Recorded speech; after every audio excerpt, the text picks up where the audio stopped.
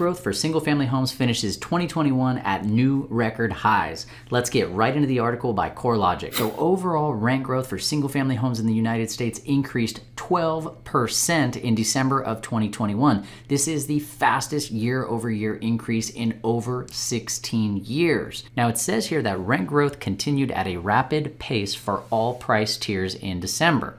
The low price tier is defined as properties with rent prices less than 75% of the region's median rent, and the high price tier is defined as properties with rent prices greater than 125% of the region's median rent. Rent prices in the low price tier increased 11.2% year over year in December of 2021, which is up from 3.9% a year prior. Meanwhile, the high price rentals increased 11.9% in December 2021, and that is a gain of 4.5% from the year prior. This was the fastest increase in history for single-family homes for both low and high price rent tiers. Now, this chart here in figure 1 actually shows the single-family rent index year over year, the percentage change. On the right-hand side here, you have the rate, and over here on the bottom, you have the year. And what you can see is this is 0% growth right here. And you can see that in general, rents typically increase each and every single year.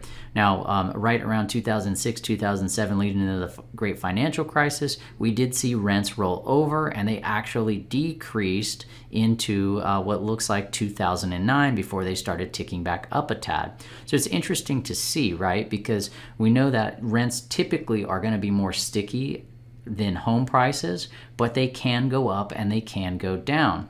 And you can see that we saw pretty steady rent growth here year over year from roughly 2010 up until about 2020. But rent growth just exploded shortly after the pandemic, and a lot of that probably had to do with the shortage of supply, the shortage of inventory, and all of the inflation that we were experiencing. Article goes on to say that differences in rent growth by property type emerged after the pandemic, as renters sought out standalone properties in lower density areas. Though the most recent data shows that rent growth slowed a bit for the detached properties and continued to strengthen for attached properties, bringing the relationship between attached and detached rentals back to where it was prior to the pandemic. That's what figure 2 shows here. So initially when the pandemic hit, we saw this divergence between attached properties and detached properties. They basically left these highly populated urban areas and then headed to more rural areas and suburban areas where they had a little bit more space. Maybe they could work from home, they could distance a little bit easier. So you can see that divergence here between the attached, which is the orange line here, and the detached properties, which was the purple line. Now it's come back to where I would say it's basically normalized a little bit. So moving on to figure 3, I thought this information was really interesting. This is the single-family rent index year over year, and it is the change in the 20 largest metropolitan areas that it measured here.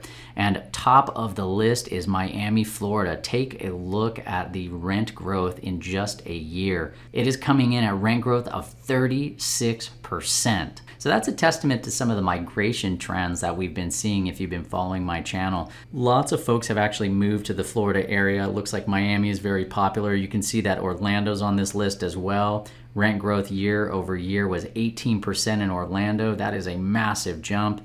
And if you look at just the year prior in Orlando, we were about 3% rent growth there. You can see that Arizona had massive rent growth, about 18-19% in 2021 as well. And it goes on down the list. You can see that Nevada did pretty well.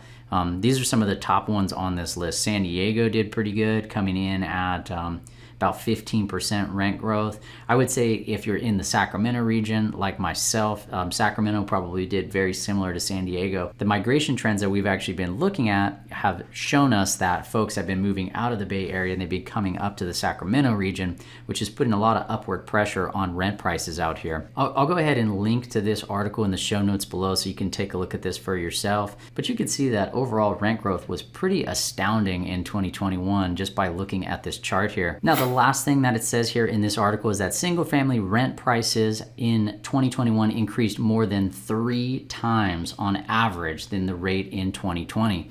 Affordability challenges and limited supply created barriers to home purchasing for many prospective buyers.